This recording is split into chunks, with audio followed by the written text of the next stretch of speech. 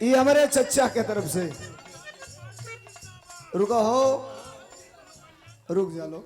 अबे हो जिंदाबाद। अबे हम इतना जिंदाबाद करवा दे कि बोलिए ना कोई बोलो करीब घबराई से मत बिरहवा हो जाए। तो खाली बिगाड़न लेके चाहता हूँ। दूसरे जगह रही तो अगले 4 गाना गा के फिर अच्छा हमारी पार्टी का गाना गौले के बाद फिर कुर्सी खाली बचेला, आदमी ना बचेला। खेले हमके सुने लोग तो पहले बिरहा हो जाओ करीब बात तब था। तो बिरहा के कलाकार कहते थे कि ये बिरहा का गायक नहीं है, ये समाजवादी पार्टी का गायक है। क्यों? ये प्रचारक है। लेकिन आज मुझे खुशी इस बात की है कि आज बिरहा का कोई कलाकार मंच पर खड़ा होता है तो बिना एक लाइन अखिलेश यादव का नाम लिए उसका बिरहा पूरा नहीं होता है।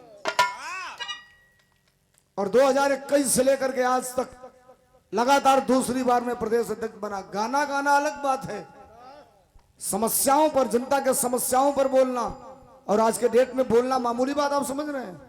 सच बोलेंगे गोली मार दी जाएगी, सच बोलेंगे जेल चले जाएंगे, सच बोलेंगे मुकदमा लिख दिया जाएगा।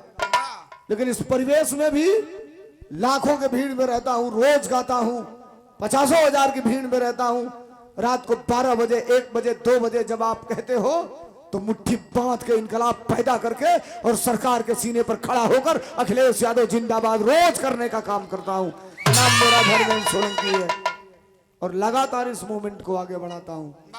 लेकिन 2 चीजें हैं, सरकार बनाना चाहते हैं तो केवल मेरा गाना सुन लिए, ताली बजा दिए, समस्या यही सॉल्व नहीं हो जाएगी। चाहते हैं तो रात भर बिरहा सुनिए, सुबह अपने बूथ पर जाइए। कल शनिचर है, स्कूल खुली और बैठ जाइए बीएलओ के पास। असली मामला कहां फंसा है आप नहीं जानते हैं, असली फंसा कहां है। जाइए बूथ पर, बैठ जाइए बीएलओ के पास और अपने गांव की वोटर लिस्ट निकलवा लीजिए और केवल आप ये चेक कर लीजिए कि आपके पूरे परिवार का वोटर लिस्ट में नाम है कि नहीं। ये दुरुस्त करा लिए तो फिर दुनिया की कोई ताकत आपको सरकार बनाने से नहीं रोकेगी। 91 लाख वोट काट दिया गया बंगाल में, एक बार 62 लाख, फिर पैरेलल हुआ तो दोबारा एसआईआर करके काटा गया, 91 लाख वोट काटा गया। अच्छा बड़का पहलवान हवा, खूब दही में ताकत बा, जइबा वोट डाले तार वोटर लिस्ट में 90 ना रही, 5 गो चितकबरा खड़ा रही से, तू पे डंटा भजिया से गायब हो जाएगा पड़ी तो 90 बनवा ली सबे। नाव रही तो लड़ाई लड़ रही, यहां ताकत से नहीं लड़ना है। अब लड़ाई टेक्निकल हो गई है और वो टेक्निक सीधा सीधा है आपके वोटों का। अच्छा थाना पर 2 आदमी के दरोगा पुलिस खो जाता ना, खाली 2 जात के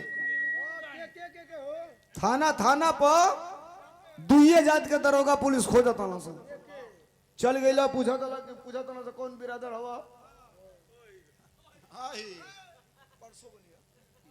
कौन बिरादर हुआ तो कहता ना भीतर आओ, भीतर चल गया।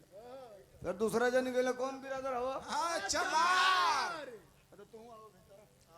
भीतर चल गई तो बाउंडरिया से बाहर निकलने का दाम बा 35,000 फीस ना देबो तो गांजा में चलान होइबो कि कट्टा में चलान होइबो कि कौना चीज में चलान होइबो, एकर कोनो गारंटी बा नहीं। दिमाग दुरुस्त करिए आप।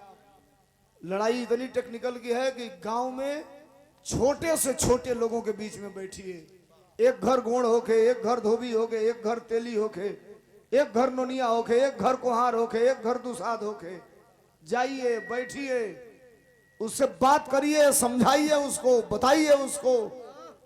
केवल गाना गाना है साहब। किसी अनुसूचित व्यक्ति के घर जाइए और उससे केवल यह पूछ दीजिए कि आपको उत्तर प्रदेश में पहली बार प्रधान बनने का, बीडीसी बनने का, जिला पंचायत बनने का, ब्लॉक प्रमुख बनने का, जिला पंचायत अध्यक्ष बनने का मौका किसने दिया। केवल पूछ दीजिए उससे, पूछ दीजिए उससे। दिल्ली में सरकार थी विश्वनाथ प्रताप सिंह की और उत्तर प्रदेश में सरकार थी माननीय मुलायम सिंह यादव की। और विश्वनाथ प्रताप सिंह ने जब आरक्षण लागू किया तो उन्हीं के जात के लोगों ने उनको कितनी भद्दी भद्दी गालियां दी, ये मन से मैं नहीं कह सकता। उन्होंने कहा था जो मुख्यमंत्री अपने प्रदेश में चाहे आरक्षण लागू कर सकता है। और माननीय नेताजी आए, त्रिस्तरीय पंचायत का चुनाव था और पंचायत चुनाव में उन्होंने आरक्षण लागू किया। मैं डंके की चोट पे कहता हूं कि अनुसूचित आदमी को अगर प्रधान बनने का मौका, जिला पंचायत बनने का मौका, ब्लॉक प्रमुख बनने का मौका अगर किसी ने दिया उत्तर प्रदेश में पहली बार तो उस व्यक्ति का नाम मुलायम सिंह यादव है, पार्टी का नाम समाजवादी पार्टी है। बतैबो लोग तब न जाके बतावे के पड़ी के समझावे के पड़ी। घरे बैठल आधा तो नुकसान करता है जात बिरादर वाला गाना सचिन यही सब मौत जितना रंगदारी वाला गाओ तना सा हिरान वाला गाना तो चमरान वाला गाना तो पसवान वाला गाना जानता नहीं सबे गा तो देता न लो हिरे बरांड ह जतिये बरांड गवा तो देता लो आ छोटकी जतिये कह दिया देख लो देखो देखो अबे सरकार ने के तबे हिलाओ तो सही आ जाई तो का करी यही जब बात हो जाता गड़बड़ बनाओ बनाओ तो ले वही जब उतने में हो जाता सब खेला खत्म। तो जात बिरादर वाले गाना भी शादी ब्याह में मत बजाई सब नुकसान बा उसे रुका हो हम गावे जाते उसे नुकसान बा फायदा नहीं के नुकसान बा। नेता की हमारे मनसा है कि समाज के हर जात के लोगों को जोड़ा जाए। अहिर हवो अहिरे कि यहाँ जाके 5 घंटा बैठबो वोट मंगबो उसे कौन बड़का काम करता तू ये कौन बड़हन काम बा। तू जइब तबो आ ना जइब तबो ओकरा देवे के बात मिली जे नहीं खे दे तो करी लगे जा बैठ बतियाओ प्रेम से बात करो समझाओ कि तुम्हारे बेटे और बेटियों का भविष्य कहाँ सुरक्षित है ये काम करना पड़ेगा। मास्टर बजाओ तो लावा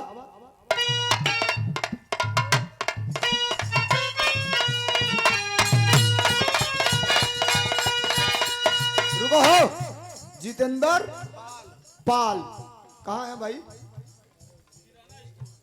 कहर बना पाला जी भैया पाल जी के हाथे में तो अखिलेश जी पूरा उत्तर प्रदेश दे दिल बना।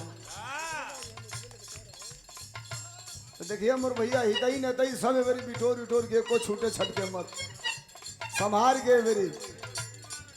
जितेंद्र पाल जी की तरफ से 51 रुपये का पुरस्कार बा नमस्कार बा प्रणाम बा आप सबके नमस्ते प्रणाम बा। असली तो ये लोग दिखावेला जो 2-4 बात रहेला एक बिरहा मजबूत कलेजा करिएगा और सुनिएगा।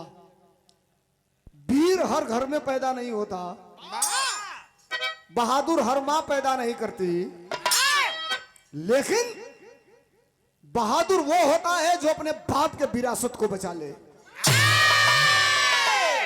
टुनू मास्टर बहादुर वो है ए भाई ए काहे करते लो अब हमके लागी तो ये वजिया खराब हुई हमार जहाँ रो ये रहा था काहे दिक्कत कर देला भैया